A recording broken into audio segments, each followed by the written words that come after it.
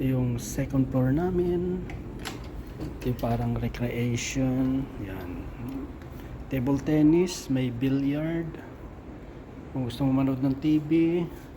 Tapos ito naman yung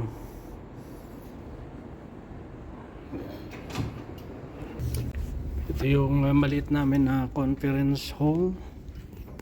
Yan. Tapos connected yan dun sa kabila. Yan sa pinaka grand room. Yan.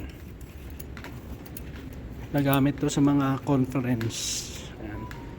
May sarili ng hugasan. Yan. May sariling fridge. Ito yung pinaka grand room.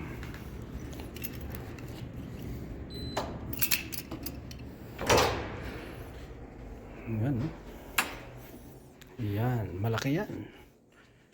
Kasya 500 na tao. Basta nakatayo. Sige yan. Yan.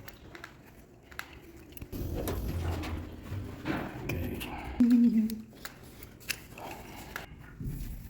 Yan. Welcome sa aking parang opisina. 8 o'clock pa lang. So labas ko 11:30. So 3 oras kalahati, no? Dito muna tayo tambay-tambay lang.